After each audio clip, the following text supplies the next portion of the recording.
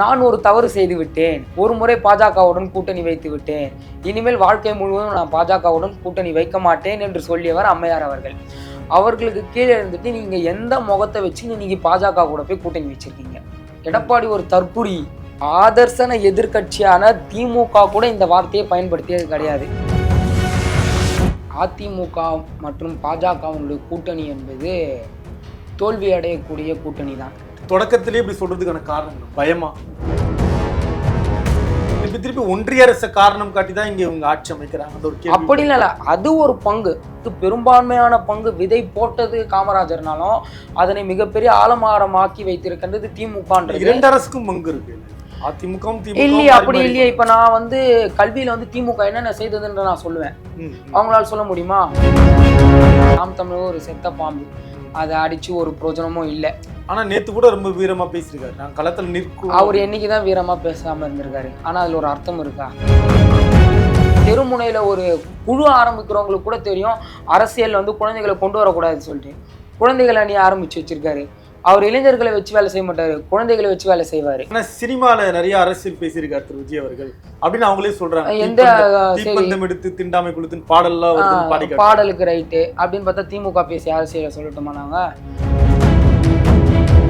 கருப்பை புற்றுநோய் குறித்த சந்தேகங்களுக்கான தங்கம் ஹோப்பை இலவசமாய் அணுகுங்கள். நாமக்கல்ல திருச்செங்கோடு மெயின் ரோட் எர்ணாபுரத்துல இருக்கிற ஸ்பைரோ பிரைம் பப்ளிக் ஸ்கூல்ல +2 போர்டு எக்ஸாம்ஸோட சேர்த்து நீட் அண்ட் JEE கோச்சிங்கும் கொடுத்துட்டு இருக்காங்க.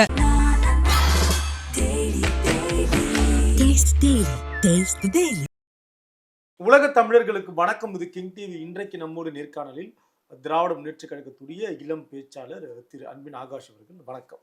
வணக்கம். இன்றைக்கு அதிமுக பிஜேபியுடைய ஒரு கூட்டணி அமைஞ்சிருக்கு. மிக வலிமையான கூட்டணி அப்படின்ற அளவுக்கு அந்த கூட்டணி பார்க்கப்படுகிறது. இந்த கூட்டணியை நீங்க எப்படி பாக்குறீங்க? இது திமுகவை வீழ்த்துவதற்கான ஒரு கூட்டணியாக இருக்கும் பாக்குறீங்க? அதாவது அதிமுக மற்றும் பாஜகவினுடைய கூட்டணி என்பது தோல்வி அடையக்கூடிய கூட்டணி தான். தொடக்கத்திலே இப்படி சொல்றதுக்கான காரணம் பயமா? கூட்டணி அமையக்கூடாதுன்னு திமுக எதிர்பார்த்தது, கூட்டணி அமைஞ்சிடுச்சுன்னு புரிஞ்சுக்கலாம். கூட்டணி எதிர்பார்க்காதுன்னா திமுக நினைக்கல. ஏன்னா அன்னில இருந்தே தெரியும் கள்ள கூட்டணி வச்சிருக்காங்கன்னு. அது தலைவரே எங்களுடைய தலைவரே சொல்லி கொண்டு வருகிறார். அப்படி இருக்கும்போது இதை நாங்க பயத்தின் காரணமா சொல்லல. அவங்க இணைஞ்சு செஞ்ச NDA நாடாளுமன்ற தேர்தலில் ஜெயிச்சிட்டாங்களா? ஒரு சீட்டு கூட ஜெயிக்கல அந்த கூட்டணி. அப்படி இருக்கும்போது இது தோல்வி கூட்டணி. அதாவது அதிமுக முழு மனசோடலாம் கூட்டணி வைக்கல. பயத்தின் அடிப்படையில் வச்சிருக்காரு. கூட்டி போய் வீட்டுல ஃபார்மாலிட்டி, வேற ஒண்ணுமே பண்ண முடியாது. ஏன்னா அதிமுகவோட மொத்த குடும்பியும் பாஜகவிடம் இருக்கு. எதனால அப்படின்னா ஒரு சரியான ஆளுமை கிடையாது. தத்துவ ரீதியில் அவங்க இயங்கல. 4 ஆண்டு காலம் முதலமைச்சராக இருந்திருக்காரு திரு எடப்பாடி அவர்கள். இருந்து என்ன பிரயோஜனம்? அவருக்கு இது வரைக்கும் ஒண்ணுமே தெரியல. இருந்தாலும் கூட நாங்க ஆட்சியிலேயே இல்லை. எப்போ நகர்ப்புற உள்ளாட்சி தேர்தல் நடக்கும்போது தமிழ்நாட்டினுடைய உள்ளாட்சி வரலாறு எடுத்து பார்த்தீங்கன்னா உள்ளாட்சி தேர்தலுக்கு ஆளுங்கட்சியாக இருக்குது, அவங்க தான் ஜெயிப்பாங்க. ஆனா நாங்க நகர்ப்புற உள்ளாட்சியில் நாங்க பெரும்பான்மையா ஜெயிச்சோம் எதிர்கட்சியா இருக்கும் போது. நாடாளுமன்ற தேர்தல் 2019 எதிர்கட்சி திமுக, ஆனா 39 சீட்டுகள் அடிச்சோம். அப்படி இருக்கும்போது அவர்கள் ஆளுங்கட்சியா இருக்கும் போதே வரலாறை மாற்றியவர்கள் நாங்கள். அப்படி இருக்கும்போது எங்களுக்கு எதுக்கு பயம்ன்ற? அது ஒரு தோல்வி கூட்டணி தான் நாங்க சொல்லுவோம். ஏன்னா கிட்டத்தட்ட 11 தேர்தல்களில் தோற்று கொண்டு வந்தாங்க. கிட்டத்தட்ட பல இடைத்தேர்தல்கள்ல நாம் தமிழர் நின்னாங்க. சரிங்களா? பாஜக நின்னாங்க. பாஜக சட்டமன்ற தேர்தலே இவங்களுடைய ஆதரவால தான் ஜெயிச்சாங்க. அப்படி இருக்கும்போது இடைத்தேர்தலில் பாஜக நின்னுச்சு. ஆதர்சன எதிர்கட்சியா இருக்கின்ற அதிமுக நிக்கல. அதுலயே அவங்க பயப்படுறாங்க திமுக பார்த்து. அப்படி இருக்கும்போது இதை நாங்க பயந்தோ இல்ல விமர்சன ரீதியிலோ நாங்க பேசல. அது ஒரு தோல்வி கூட்டணி. இந்த தோல்வி கூட்டணின்னு சொல்லிட்டே இருக்கிறதுக்கான காரணம் என்ன? இப்படி கொண்டு போய் மக்கள்கிட்ட சேர்க்கிறதா இல்லையா? மக்களிடத்துல இதை நாங்க ஒரு தேவையில்லாத விஷயமா தான் பார்க்குறோம். ஏன்னா மக்களிடத்துல நாங்கள் செய்த சாதனைகளை மக்கள் பார்த்து கொண்டிருக்காங்க. அதனாலதான் ஒரு கருத்து கணிப்புல திமுகவினுடைய ஓட்டு வங்கின்றது அதிகரிச்சிருக்கு ன்றதை நம்ம வெளிப்படா பார்க்கலாம். அது மட்டும் இல்லாம மக்கள் அப்படி அதிருப்தியில இருந்தாங்கன்னா இத்தனை தேர்தல்கள்ல எங்களை ஜெயிக்க வேண்டிய காரணம் என்ன? இத்தனை தேர்தல்களையும் ஜெயித்து கொண்டு வராங்க. திருப்பி ஒன்றிய அரசு காரணம் காட்டி தான் இங்க இவங்க ஆட்சி அமைக்கிறாங்கன்ற ஒரு கேள்வி. அப்படி இல்ல, அது ஒரு பங்கு. மித்தபடி மாநிலத்துல எவ்வளவோ ஒரு முன்னேற்றத்திற்கு வழிவகுக்கின்ற திட்டங்களை வந்து மாண்புமிகு முதலமைச்சர் அவர்கள் கொண்டு வந்திருக்காரு. ம். நீங்க இதுல ஒண்ணே ஒண்ணு வந்து நான் பல துறைகளை பேசல. ஏன்னா கல்வியில வந்து தமிழ்நாடு அன்னிலேருந்தே வந்து முன்னிலைத்துவமா இருக்கு. அதுக்கு பெரும்பான்மையான பங்கு விதை போட்டது காமராஜர்னாலும் அதனை மிகப்பெரிய ஆலமரமாக்கி வைத்திருக்கின்றது திமுகன்றது. 2 அரசுக்கும் பங்கு இருக்கு இல்ல? அதிமுகவும் இல்லையே, அப்படி இல்லையே. இப்ப நான் வந்து கல்வியில வந்து திமுக என்னென்ன செய்ததுன்ற நான் சொல்லுவேன். அவங்களால சொல்ல முடியுமா? சொல்ல முடியாது. ஆனா அவங்க சேர்ந்த ஒண்ணே ஒண்ணு நான் சொல்லட்டுமா? முட்டை தலைவர் கலைஞர் அவர்கள் கொண்டு வராரு. இவங்க என்ன பண்றாங்கன்னா வந்து முட்டை போடக்கூடாது சொல்லிட்டு கொண்டக்கடலையும் வாழைப்பழத்தையும் கொண்டு எதனால வராங்க. அப்படி? பார்ப்பானியம். ஓ, ம், ம். அதை பத்தி நான் ஃபுல்லா பேச விரும்பல. ம். ரெண்டாவது என்ன பண்றாங்கன்னா தமிழுக்கு, அதாவது வந்து ஒரு கொச்சையான கல்வியில ஒரு அரசியலை நிகழ்த்தியவர்கள் அதிமுகவினர். தலைவர் கலைஞர் அவர்களால் வந்து தமிழுக்கு வந்து செம்மொழி அந்தஸ்து வாங்கியாச்சு. அதனை நினைவு கூறும் விதமா, கொண்டாடுற விதமா வந்து மாணவர்களுடைய பாட புத்தகங்களை பின்னாடி திருவள்ளுவர் சிலை போடுறாங்க, அச்சிடுறாங்க. ஆமா, அந்த பிறப்புக்கும் எல்லாம் அப்படி இருக்கும். அதை கொண்டு வந்து திருவள்ளுவர் சிலையை அச்சிடுறாங்க. ஆட்சி மாறுது. அங்க போய் இவங்க என்ன பண்றாங்கன்னா வந்து திருவள்ளுவர் போட்டோவை மறைக்கிறாங்க, ஸ்டிக்கர் ஒட்டிட்டாங்க. அப்படி இருக்கும்போது தமிழ்நாட்டில் வந்து கல்விக்கு வந்து திமுக செய்தது போல வேற எந்த அரசும் செய்ததில்லை என்று ஒரு திமுக காரன் என்பதை தவிர்த்து ஒரு சாமானியன் என்று நான் மார்தட்டி சொல்லிக்கலாம், ஒரு மாணவன்றது மார்தட்டி சொல்லலாம். பாடப்புத்தகம் வாரியம் கொண்டு வந்தது திமுக தான். 10ஆம் வகுப்பு வரை தமிழ் கட்டாயம் கொண்டு வந்தது திமுக தான். மேல்நிலைய பள்ளிகளை உருவாக்கியது திமுக தான். மாவட்டத்துக்கு ஒரு அரசு கலைக்கல்லூரி மற்றும் அரசு ஆர்ட்ஸ் அண்ட் சயின்ஸ் அப்புறம் மெடிக்கல் காலேஜ் கொண்டு வரணுன்றது கொண்டு வந்தது திமுக தான். பல்வேறு நூலகங்களை கட்டியது திமுக தான். ஐடி செக்டாரை தமிழ்நாட்டுள்ளார கொண்டு வந்தது திமுக தான். அதற்கு ஏதுவா கொள்கையை உருவாக்குனாங்க. ஆமா, இந்தியாவிலேயே வந்து எந்த ஒரு அரசும் முன்னெடுக்காம வருங்காலத்துல கம்ப்யூட்டர் தான் உலகமேன்றதை நினைச்சு இல்லை, அதை கரெக்டா வகுத்து தொலைநோக்கு பார்வையில கம்ப்யூட்டர் சயின்ஸ் என்ற ஒரு கோர்ஸே உருவாக்குனது திமுக தான். அப்படி இன்னும் நீண்டு கொண்டே போகுது இந்த பட்டியல்ன்றது. ஆனா இந்த ஒரு தலைப்பிற்கு இது சம்பந்தம் கிடையாது. அப்படி இருக்கும்போது வந்து அதிமுகவினுடைய செயல்பாடு எப்படி இருக்குன்னு பார்த்தோம்னா, பயந்து போய் நீங்க வந்து அதாவது வந்து அவர்கள் வந்து அவர்களுடைய தலைவிக்கே வந்து துரோகம் செய்திருக்கிறார்கள். சசிகலாவுக்கு துரோகம் செஞ்சாங்கன்றது தவிர்த்து அவர்களுடைய புரட்சி தலைவியாக கருதப்பட்ட அம்மையார் ஜெயலலிதாவிற்கே அவர்கள் துரோகம் செய்திருக்கிறார்கள். மோடியா இல்லை இந்த லேடியான்னு கேட்டவங்க அந்த அம்மையார். அவர்களிடத்துல இவங்க போய் கூட்டணி வச்சிருக்காங்க. இது இப்போ அதாவது என்ன மாதிரியான பசங்களுக்கு இது புரிய வேண்டியது. மற்றபடி அதிமுகவினருக்கு புரிய வேண்டும்னா, நான் ஒரு தவறு செய்து விட்டேன், நான் செய்த தவறை ஒப்புக்கொள்ளும் அளவுக்கு எனக்கு தைரியம் இருக்கிறது, ஒரு முறை பாஜகவுடன் கூட்டணி வைத்து விட்டேன், இனிமேல் வாழ்க்கை முழுவதும் நான் பாஜகவுடன் கூட்டணி வைக்க மாட்டேன் என்று சொல்லியவர் அம்மையார் அவர்கள். அவர்களுக்கு கீழே இருந்துட்டு நீங்க எந்த முகத்தை வச்சு நீங்க பாஜக கூட போய் கூட்டணி வச்சிருக்கீங்க?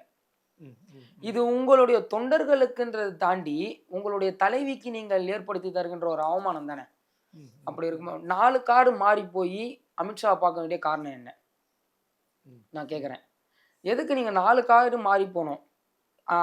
ஜெயக்குமார் அவர்கள் சொன்னாரு, இந்த மாதிரி வந்து அதிமுக போய் பாஜக கூட கூட்டணி வச்சுச்சுன்னா நான் கட்சி விட்டு விலகிடுறேன். அவரும் இன்னும் விலகலை. எடப்பாடி பழனிசாமி அவர்கள் சொன்னார்கள், எந்த காலத்திலும் பாஜகவுடன் அதிமுக கூட்டணி வைக்காதுன்னு. இன்னைக்கு எந்த முகத்தை வச்சுட்டு கூட்டணி அமைச்சு விருந்து வச்சிருக்காருன்னு தெரியல. அண்ணாமலை அவர்கள் எடப்பாடியே திட்டினாரு, எடப்பாடி ஒரு தற்குறி என்ற அளவுக்கு போனாரு. ஆதர்சன எதிர்கட்சியான திமுக கூட இந்த வார்த்தையை பயன்படுத்தியது கிடையாது. அப்படி இருக்கும்போது நேற்று அரசியலுக்கு வந்தவர் இத்தனை ஆண்டு காலம் இந்த தமிழ்நாட்டை ஆண்ட ஒரு மிகப்பெரிய கட்சியினுடைய பொதுச் செயலாளர் இப்படி சொல்றது எவ்வளவு பெரிய ஒரு அசிங்கம். அவங்க கூட போய் இவங்க கூட்டணி வச்சிருக்காங்க. அம்மையார் ஜெயலலிதா ஏவன் குற்றவாளின்னு பகிரங்கமா விமர்சிச்சவர் அண்ணாமலை அவர்கள். அப்படி இருக்கும்போது நீங்க போய் கூட்டணி வச்சு இது எப்படி ஒரு வெற்றி கூட்டணியா அமையும்? அப்படிதான் வந்து நான் பாக்குறேன். நான் சொன்ன இந்த மாதிரி வந்து துறைகள் சார்ந்து பேசின கல்வி எல்லாருக்கும் தெரியும், திமுக தான் சாதனை. வேலை வாய்ப்புலையும் வந்து திமுக தான். ஒரு சின்ன துறை எடுத்துக்கலாம், இது வரைக்கும் அதிகம் பேசப்படாத துறை அறநிலையத்துறை எடுத்துக்கலாம். அறநிலையத்துறையை பொறுத்த வரைக்கும் சேகர் பாபு அவர்கள் எப்படி சுற்றி சுழன்று வேலை செய்து கொண்டிருக்கிறார் என்பதை எல்லாருமே பார்க்குறாங்க.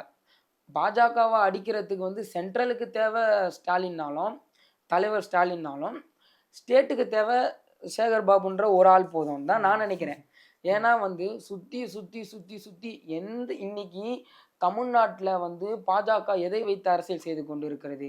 இந்துக்களுக்கு எதிரான கட்சின்ற ஒரே முழக்கத்தோட வச்சுதான் வந்து இது ஆனா தலைவர் கலைஞர் அவர்கள் இருக்கும்போது எவ்வளோ செஞ்சிருக்காங்க. ஆனா அதை தாண்டி இன்னைக்கு பார்க்கும்போது எவ்வளோ ஒரு மாற்றங்கள் கொண்டு நிலங்கள் மீட்பு, கோவில்களுக்கு குடமுழுக்கு, அன்னை தமிழ்ல அர்ச்சனை, அனைத்து சாதியினர் அர்ச்சகர்களும் அர்ச்சகர்கள் பள்ளி சொல்லிட்டு எவ்வளோ சீர்திருத்தங்களை கொண்டு வராங்க. நீங்க அறநிலைத்துறை சொன்னதுனால நான் இதையும் நான் கேட்கறது திரு ஆகாஷ். அதே நேரத்துல திரு பொன்முடி அவர்களுடைய பேச்சும் வந்து இந்துக்களுக்கு எதிரான பேச்சா இருக்கு. பகிரங்கமாக நாங்கள் ஒரு தவறு செய்தால், அதை தவறாக பேசினால் பகிரங்கமாக மன்னிப்பு கேட்டு விட்டார். தவறுதான்றதை ஒத்துக்கிறீங்களா? தெரியாம பேசிட்டேன். அது ஒரு அமைச்சருக்கு அது அழகா. ஒரு அது இத்தனை வந்து ஆண்டு காலம் அமைச்சரா இருந்திருக்காரு. அதுதான் அவர் வந்து நான் தெரியாம பேசிட்டேன், என்ன மன்னிச்சிருங்க சொல்லிட்டு மன்னிப்பு கேட்டுட்டாரு. அதற்கு திராவிட முன்னேற்ற கழகம் என்ன நடவடிக்கை எடுக்க வேண்டுமோ அதையும் எடுத்துட்டாங்க. சரி, நீங்க இதை எப்படி பாக்குறீங்க? நீங்களும் ஒரு பேச்சாளர், இது சரிதானா? முதல்ல அதாவது வந்து அவர் தெரியாம பேசிட்டாருன்ற மாதிரி தான் வந்து நான் நினைக்கிறேன். ஏன்னா வந்து அவர் வந்து பகிரங்கமா தெரியாம கூட இன்னொரு மதத்தை பேச முடியுமா? நீங்க அதை புரியல. தெரியாம கூட இன்னொரு மதத்தை இது மாதிரி பேச முடியும்? அவர் வந்து சார்ந்து இருந்த மேடை அந்த மாதிரின்றதுனால அவரு பேசியிருக்காரே தவிர, மித்தபடி அதுல வந்து முழு கருத்து எனக்கு தெரியல. அதனால வந்து அது கருத்து தெரிவிக்கிற விருப்பமும் எனக்கு கிடையாது. ரொம்ப கவனமா இருக்கீங்க. அப்படி இருக்கும்போது வந்து இந்த கூட்டணி என்பது நிச்சயமாக இந்த கூட்டணி அமைத்ததற்காக திராவிட முன்னேற்ற கழகம் அவர்களுக்கு நன்றி செலுத்திக் கொண்டிருக்கு. ஆனா இப்ப நீங்க இதை கடந்து போனாலும் தேர்தல் பிரச்சாரத்துல இதை முன்வைப்பாங்க. இந்துக்களுக்கு எதிரான அரசு அப்படின்றதையும் திரு பொன்முடி அவர்களுடைய பேச்சு, அதே வாரத்துல திரு ராஜா அவர்களுடைய ஒரு பேச்சுல கூட பேசிக்கிற பொழுது கயிறு கட்டக்கூடாது, பொட்டு வைக்கக்கூடாது அப்படின்னு திமுகவை சார்ந்தவர்களை அறிவுறுத்துறதெல்லாம் வந்து பகிரப்பட்டு வருது. இதெல்லாம் இந்துக்களுக்கு எதிரான பிரச்சாரமாக முன்வைக்கப்படுது. நீங்க இவ்வளவு பண்ணது சரி, நல்ல திட்டங்கள் பண்ணதா பட்டியலிடுறீங்க. ஆனா இதுவும் நீங்க தேர்தலில் முகம் கொடுத்து பார்க்கணும் அந்த இடத்துல களத்துல.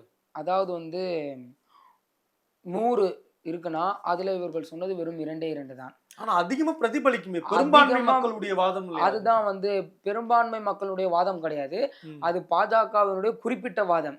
ஆனா அதனை முறியடிக்கின்ற வகையில இந்துக்களுக்கு எவ்வளவு இந்த அரசு வந்து நன்மை செய்து கொண்டிருக்கிறது என்பது 2000 கோவில்களுக்கு மேல குடமுழுக்கு. அதாவது வந்து அவங்க பேசுறாங்க, மக்கள் அதை கேட்குறாங்க. கேட்டுட்டு பக்கத்துல இருக்க ஒரு கோவிலுக்கு போறாங்க, அந்த கோவில் அழகா சீரமைக்கப்பட்டிருக்கு.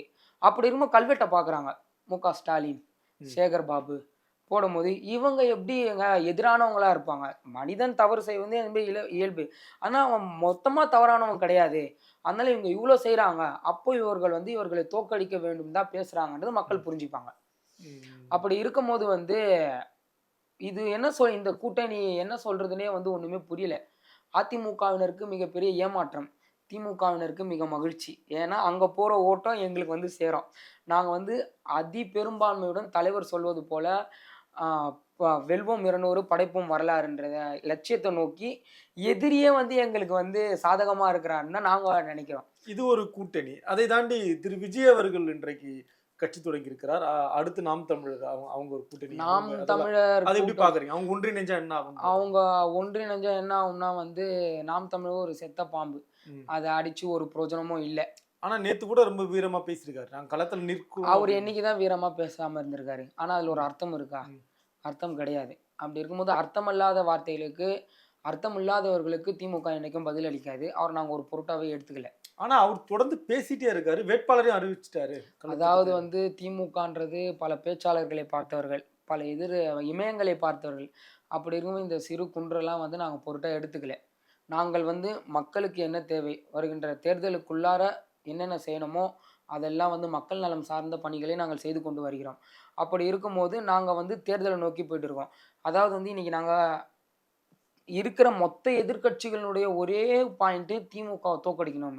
அப்போ திமுக மக்களிடையே எவ்வளோ ஒரு அதிகார பலத்துடனும் ஒரு பற்றுடனும் இருக்குதுன்றத இவர்கள் எதிர்ப்பு அரசியல் மூலயமா நம்ம தெரிஞ்சுக்கலாம். மக்கள் இப்படி விரும்புவாங்களே, இத்தனை ஆண்டு காலம் தொடர்ந்து அதிமுக திமுக ஆட்சியில் இருக்கீங்க, புதியவரா ஒருத்தருக்கு வாய்ப்பு, எப்பவுமே புதியவர்களுக்கான வரவேற்பு இருக்கும். அந்த வகையில திரு விஜய் அவர்களுடைய தாவேக்காவுக்கு வாய்ப்பு கிடைக்கிறதுக்கு உண்டு இல்லையா? இதே போலதான் வந்து விஜயகாந்தும் சொன்னார்கள்.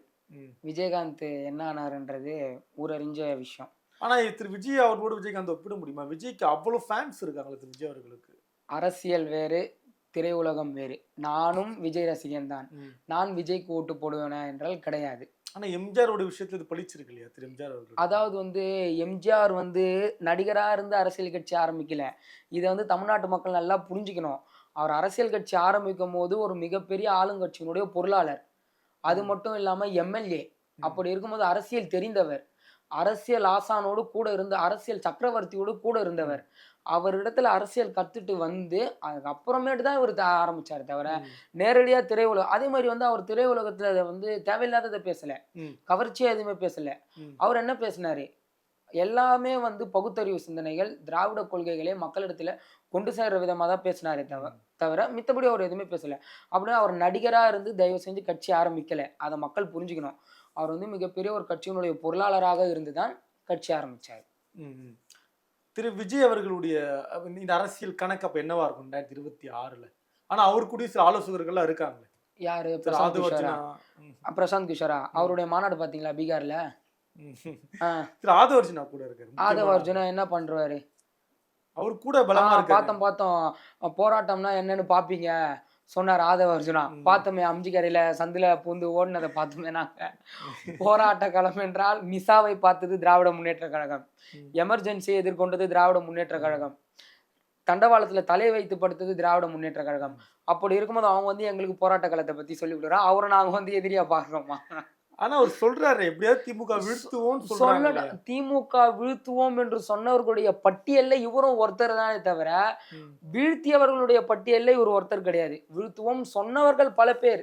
நீங்க சொன்ன கருத்து கணிப்புல கூட திரு விஜய் அவர்கள் 2ஆம் இடம்லாம் வராரு. அதாவது வந்து கருத்து கணிப்பு என்பது வந்து இவங்க வந்து நாங்க 2வது இடமும் அவங்க எதிர்கட்சியா வந்துருவீங்கன்னு நீங்க நினைக்கிறீங்க? ஆமா, வாய்ப்பு இருக்கு. நான் இல்ல, பெரும்பாலும் அப்படிதான் பார்க்கப்படும். எதிர்கட்சியா வந்துட்டாங்கன்னா அது வந்து எங்களுக்கு அசிங்கம் கிடையாது, அதிமுகவினருக்கு தான் அது அசிங்கம்.